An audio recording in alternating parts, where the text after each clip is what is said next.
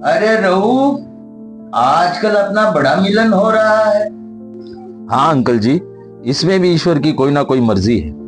जरूर हो सकती है, मगर यार तू मुझे एक बात और बता। पूछिए। देख रऊफ, हम हिंदू पंडितों का पूरा दीन धर्म एस्ट्रोलॉजी यानी नजूम पर आधारित है। इस बारे में तुम लोगों का क्या नजरिया है? ताकत से और न जान से, न किसी के बात बान से, चलती हैं कश्तियां मगर कुदरत की शान से। वो कैसे? देखिए अंकल जी, हमारी कौम उस इल्म या ज्ञान पर यकीन नहीं रखती जो महज मन घड़त या बेबुनियाद नजरियों से उत्पन्न वहमों की खिलाफे अक्ल परस्तिश करे। हम एक ठोस और मजबूत आसमानी किताब रखते हैं जिसमें नजूम के बारे में बहुत ही विस्तार से वर्णन फरमाया गया है, और यह भी फरमाया गया है कि तुम्हें आसमानी बातों का बहुत कम ज्ञान दिया गया है। तो यानी तुम एस्ट्रोलॉजी को, ज्योतिष को मानते हो? बिल्कुल मानते हैं, मगर मेरे मानने में और आपके मानने में काफी अंतर हो सकता है। वो क्या?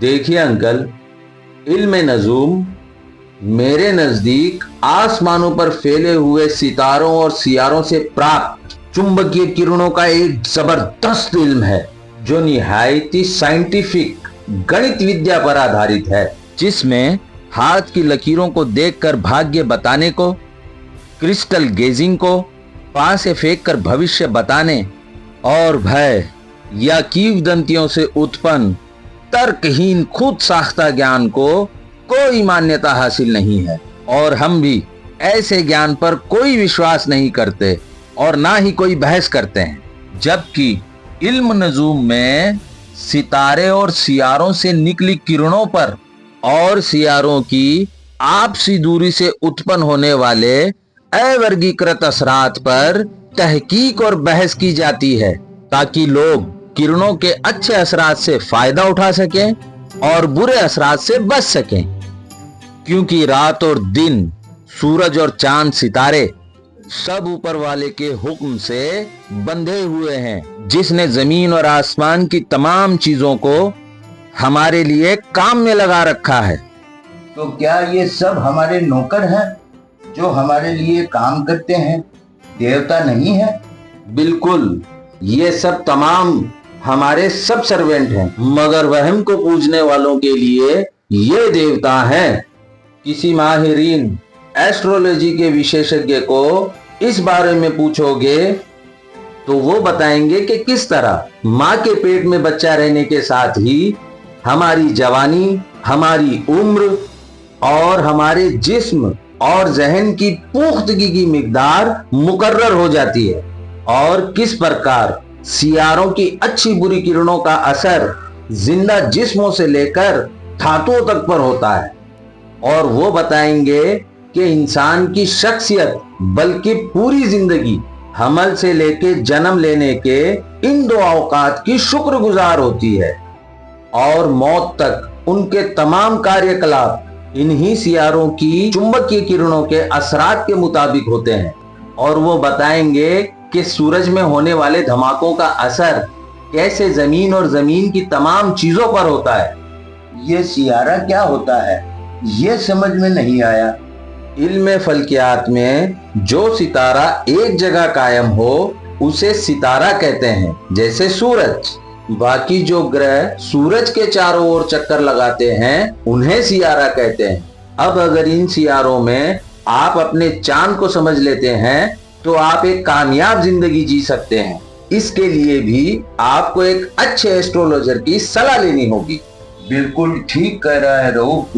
चांद की चाल और इसके घटने बढ़ने के समय से और दूसरे सियारों के फासले और उनकी उल्टी सीधी चालों से जिंदगी के हर पहलू में फायदा हासिल किया जा सकता है।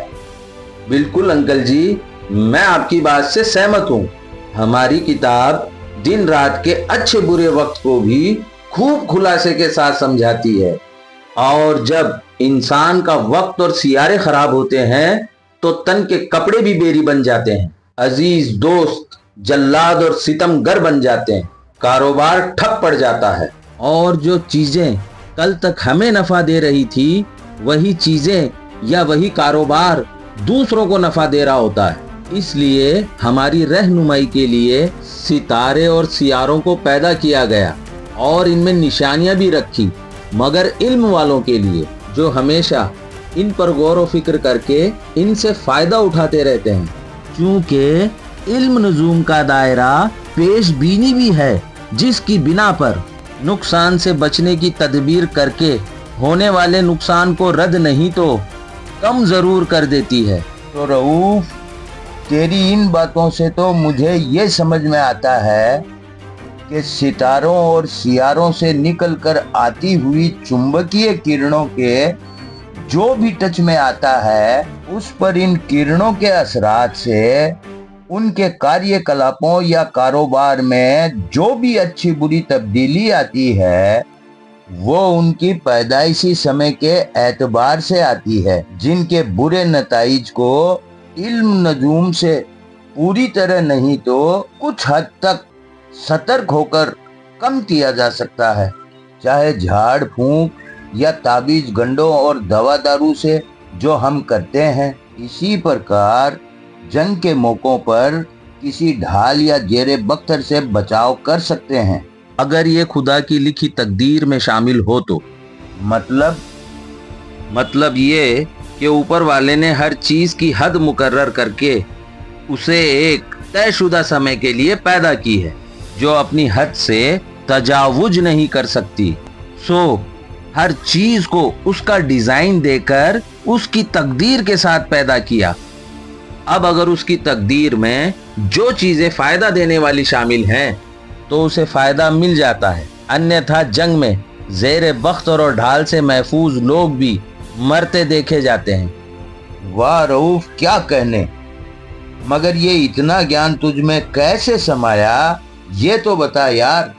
अंकल जी, जब मैं कुरान और हदीस में सितारे और सियारों के बारे में पढ़ता हूँ, अच्छे बुरे वक्त और दिनों के बारे में पढ़ता हूँ, तो मेरा मन मुझे आसमानी ज्ञान हासिल करने को लुभाता है और कहता है कि जिस तरह हम जमीनी चीजों से फायदा हासिल कर सकते हैं उसी तरह आसमानी चीजों से भी फायदा हासिल कर सकते हैं। और तब मैं उन लोगों को पढ़ता हूँ जो इस नजूम के ज्ञान पर रिसर्च कर गए और कर रहे हैं, जैसे Abdul Rahim Khan Khana, doctor Jong, doctor Yuan, mister Lenson, professor La Khudsky, Watson, Kurk, Germany के professor Helmut Berg, professor Picardi, Germany के बोर्टल और जापान के माकी टाक्टा। इन सब की तहकीकात से भी ये साबित होता है कि इल्म नजूम वहम परस्ती और बेबुनियाद नजरियों से कोसों दूर है। और बस इन्हीं जराए से मुझे थोड़ी सी ये जानकारी है। हाँ, मगर एक बात जरूर कहूंगा। वह क्या? वह ये कि इल्म नजूम की राहें बड़ी कठिन हैं। इस इल्म से माहिर लोग ही फायदा उठा सकते हैं, मगर हमारे पास इस इल्म से भी ज्यादा कामयाब, आसान और फायदेमंद इल्म मौजूद है, जिसके दरवाजे न सिर्फ मुसलमानों के लिए बल्कि पूरी इंसानियत के लिए खुले हुए हैं, जिसके तौर तरीकों से कोई भी अपनी जिंदगी के तमाम पहलुओं को हर फील्ड पर कामयाब और खुशगवार बना सकता है। वो कौन सा इल्म है रऊफ? वो इल्म हमारे नबी सल्लल्लाहु अलैहि मोहम्मद के तौर तरीकों को फॉलो करने का इल्म है, जिससे तमाम तरीके की फतुहात, शोहरत, इज्जत, दौलत और आसूदगी हासिल की जा सकती है। Good, very good Rauf. अच्छा इल्म जो भी हो, उस इल्म की तलाश करके जो भी अमल की जुस्तजू में लग जाता है वो चांद सितारों तक पहुंच जाता है, और जो मुझ जैसा हाथ की लकीरों में मुकद्दर ढूंढता है वो जमीन ही पर बैठे रह जाता है। चल अब चलते हैं।